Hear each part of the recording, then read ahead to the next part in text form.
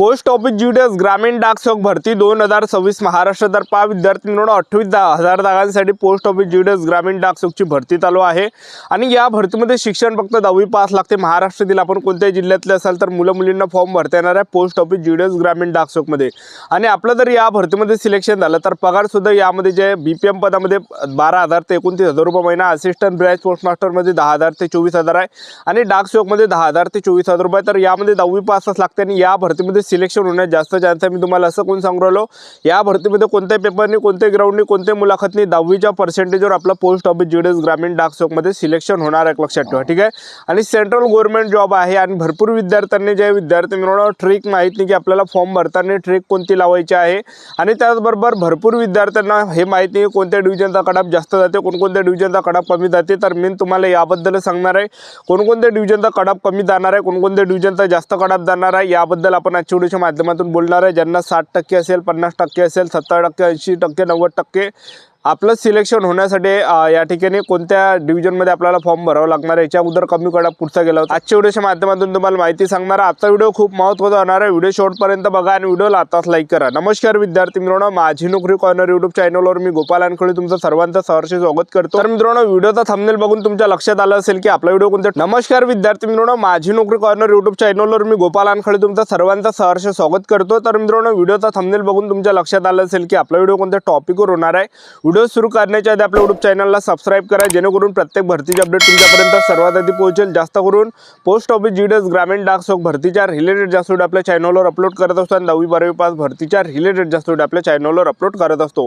Video सुरू करण्याच्या अगोदर सर्वांना एक रिक्वेस्ट आहे, तुम्ही आपला व्हिडिओ कोणत्या जिल्ह्यातून पाहून राहिले नक्की कमेंट बॉक्समध्ये सांगा, जेणेकरून मला सुद्धा अंदाज लागणार आहे की आपला व्हिडिओ कोणकोणत्या जिल्ह्यापर्यंत पोहोचून आला आणि 10वी मध्ये तुम्हाला किती पर्सेंटेज पडलेले आहे हे सुद्धा या व्हिडिओ खाली कमेंट बॉक्समध्ये सांगा, जेणेकरून मला सुद्धा अंदाज लागणार आहे की मुलांना 10वी मध्ये सरासरी किती पर्सेंटेज पडलेले आहे।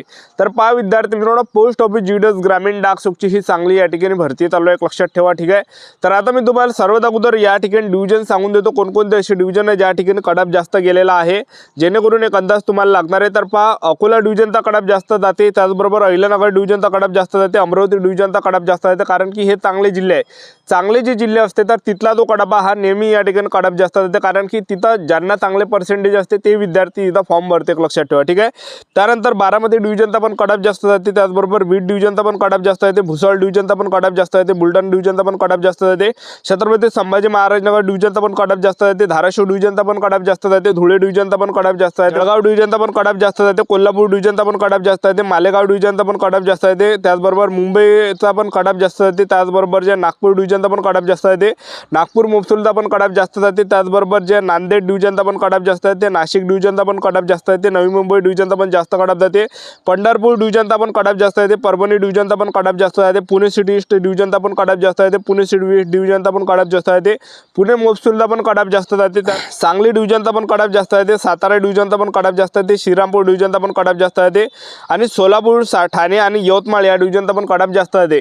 आता कमी डिव्हिजन म्हणजे कमी कट ऑफ जाणारे डिव्हिजन कोणता आहे, कोणत्या डिव्हिजनचा कट ऑफ कमी जाते नेहमी सारखाच, तर मी तुम्हाला या ठिकाणी सांगून देतो। तर पहिली गोष्ट चंद्रपूर डिव्हिजन आहे, चंद्रपूर डिव्हिजनचा जो कट ऑफ हा कमी जाते। आता मी तुम्हाला हे काही डिव्हिजन सांगतो, ह्या कोणत्याही एका डिव्हिजन तुम्ही या ठिकाणी चूज करा, तुम्हाला 60%, 70%, 80%, 90% जर तुम्हाला असेल तर ह्या 6-7 जे काही डिव्हिजन मी तुम्हाला सांगतो त्या डिव्हिजनमध्ये तुम्ही फॉर्म भरू शकता, तिथला कट ऑफ कमी जाते। तर पहा, चंद्रपूर डिव्हिजनमध्ये तुम्ही फॉर्म भरू शकता ज्यांना कमी पर्सेंटेज आहे, त्याचबरोबर पालघर डिव्हिजनमध्ये तुम्ही फॉर्म भरू शकता, कराड डिव्हिजनमध्ये तुम्ही फॉर्म भरू शकता, त्याचबरोबर गोवा डिव्हिजनमध्ये तुम्ही फॉर्म भरू शकता, रायगड डिव्हिजनमध्ये तुम्ही कट ऑफ रायगड डिव्हिजनमध्ये तुम्ही फॉर्म भरू शकता, त्याचबरोबर रत्नागिरी डिव्हिजनमध्ये तुम्ही फॉर्म भरू शकता, RMS मिरज डिव्हिजनमध्ये कट ऑफ कमी जाते, इथं पण फॉर्म भरू शकता, RMSL भुसावळमध्ये पण कट ऑफ थोडाफार कमी जातो, त्याचबरोबर जे सिंधुदुर्ग डिव्हिजनला पण कट ऑफ कमी जाते, त्याचबरोबर या ठिकाणी जे विद्यार्थी मित्रांनो वर्धा डिव्हिजनचा पण कट ऑफ कमी जातो, एक लक्षात ठेवा, ठीक आहे।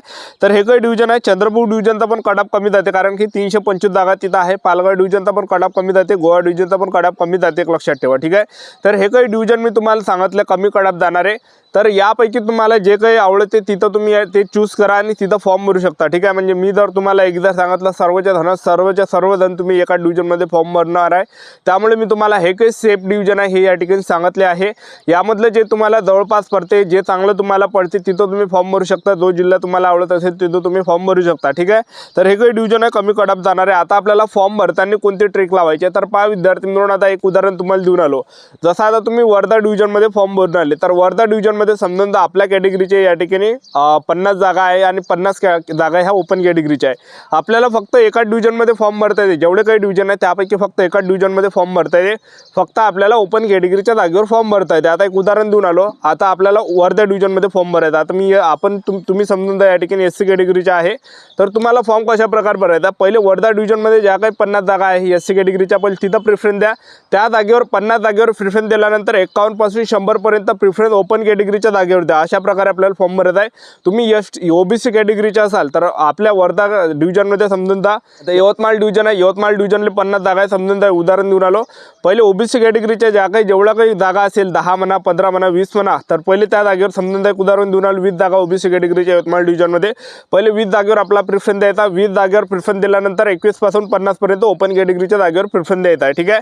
आता तुम्ही ST कॅटेगरीच्या आहे, ST कॅटेगरीच्या पालघरमध्ये समजून द्या या ठिकाणी 10 जागा आहे आणि 40 जागा ओपन कॅटेगरीचा आहे. आपल्याला फॉर्म कसा भरायचा, पहिले 10 जागेवर प्रिफरन्स द्यायचा ST कॅटेगरीच्या आणि 11 पासून तर 50 नंबरापर्यंत आपल्याला जे ओपन कॅटेगरीच्या जागेवर प्रिफरन्स द्यायचा. म्हणजे सांगायचं एवढंच की जे काही ओपन कॅटेगरीची जी जागा आहे हे सर्वांसाठी राखीव आहे. ओपन कॅटेगरीच्या ज्या जागेवर आहे, तर पहा ओपन कॅटेगरीच्या जागेवर SC कॅटेगरीचा पण विद्यार्थी फॉर्म भरू शकता, OBC कॅटेगरीचा पण विद्यार्थी फॉर्म भरू शकते, त्याचबरोबर EWS कॅटेगरीचा पण विद्यार्थी फॉर्म भरू शकते, ST कॅटेगरीचा पण विद्यार्थी ओपन कॅटेगरीच्या जागेवर फॉर्म भरू शकते. कारण की ओपन कॅटेगरीची जी जागा आहे हे सर्वांसाठी राखीव, ठीक आहे. ओपन कॅटेगरीचा जो कडबा, आता एक उदाहरण देऊन आलं. तुम्ही या ठिकाणी वर्धा डिव्हिजनमध्ये फॉर्म भरला. आता तुम्ही या ठिकाणी SC कॅटेगरीचे आहे आणि तुम्हाला तिथं 90% आहे आणि त्याचबरोबर तुम्ही तिथं ओपन कॅटेगरीच्या जागेवर फॉर्म भरला आहे आणि ओपन कॅटेगरीचा जो कडबा हा 90 गेला आणि त्याचबरोबर जे तुम्ही जर समजा बाकीचा जर एक विद्यार्थी इथं ओपन कॅटेगरीचा आहे त्याला 89% आहे, तर ती जी जागा आहे ती SC कॅटेगरीच्या विद्यार्थ्याला भेटणार आहे, कारण की त्याला जास्त पर्सेंटेज. तर ओपन कॅटेगरीची जी जागा आहे सर्वांसाठी राखीव आहे. तुम्ही जर ST कॅटेगरीच्या आहे, ST कॅटेगरीचा आता एक उदाहरण देऊन तुम्ही पालघर डिव्हिजनमध्ये फॉर्म भरला, तुम्हाला 90% आहे ST कॅटेगरीच्या विद्यार्थ्याला, ठीक आहे, मुलांना किंवा मुलींना 90% तुम्हाला आहे आणि तिथं तुम्ही ओपन कॅटेगरीच्या जागेवर फॉर्म भरला, ठीक आहे. आपल्या कॅटेगरीमध्ये फॉर्म भरला तुम्ही, ST कॅटेगरीचा जो कडा आहे 93 लागला, आपलं काही ST कॅटेगरीच्या जागेवर सिलेक्शन झालं नाही आणि जे काही ओपन कॅटेगरीची जागा आहे तेवढा त्याचा जो कडा हा 90% या ठिकाणी गेला आणि तुम्हाला 90% त्या ठिकाणी आहे आणि ओपन कॅटेगरीचा विद्यार्थी तिथं त्याला 88-89% आहे. तर ती जी जागा ज्या विद्यार्थी मिळून ST कॅटेगरीच्या विद्यार्थ्याला भेटणार आहे, लक्षात ठेवा, ठीक आहे. तर अशा प्रकारे ओपन कॅटेगरीची जी जागा आहे सर्वांसाठी राखीव आहे. बाकी SC कॅटेगरीचे विद्यार्थी ST मध्ये फॉर्म भरू शकत नाही, OBC कॅटेगरीचे विद्यार्थी SC कॅटेगरीसाठी फॉर्म नाही भरू शकत, कारण की ती जागा त्या कॅटेगरीसाठी राखीव राहते, ठीक आहे. ह्या काही गोष्टीचं लक्ष ठेवायचं आहे. तर आपलं YouTube चॅनल सबस्क्राईब करून ठेवा, व्हिडिओ अपडेट देत राहणार. आजच्या दिवसात थांबतो, भेटूया नेक्स्ट व्हिडिओमध्ये. जय हिंद, जय भारत.